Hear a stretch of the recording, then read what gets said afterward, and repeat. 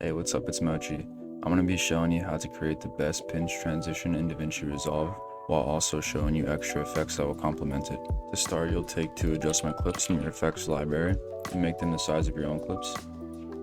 Go ahead and open Fusion in your first adjustment clip, press Shift Space, and search Dent, and take the Dent tool with DNT at the end. Change the size of your dent to 1.35. Make sure you're zeroed out at the beginning of your adjustment clip, and then change the value of your strength to 0.05. Go 4 frames behind where your clip ends, which is 10 for me, and then at the very end of your adjustment clip, you keyframe it at -0.1.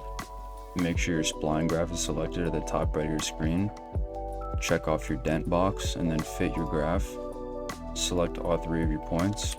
You'll be making the beginning of your graph steep in, and then the end of your graph steep out, and it should look something like this. Go back to your edit page, go to your second adjustment clip, and then we'll be recreating the exact same thing, just backwards. So take your dent, your size value will be 1.35 again, your strength will be keyframed from -0.1, 4 frames ahead, 0, and at the very end of your adjustment clip, 0.05. Go ahead and open up your spline graph again, select all 3 of your points, steep in, steep out. And if you notice at the end right here, there's a warp I don't like. So if that happens for you as well, you can just change the strength value and decrease it a little bit. So this will be 0.3 for me, and adjust your spline graph. And it should look something like this now. I'll now be showing you extra effects you can add on to your pinch transition to make it look even better. So open up your first adjustment clip in Fusion again, add a soft glow, make the glow size 12.5, make sure your starting point is at 0, and keyframe it from 0 to 2 at the very end. Unselect your dent tool in the spline graph, and then make your soft glow steep out. Should look something like this.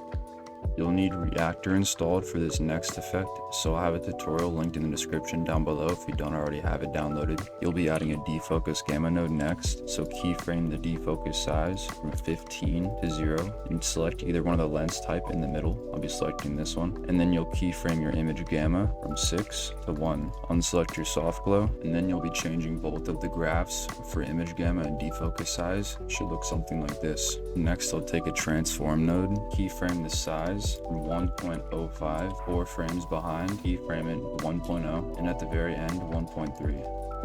And next you'll recreate everything I just showed you, but backwards again in the second adjustment clip. Take your soft glow to 0, change the size to 12.5.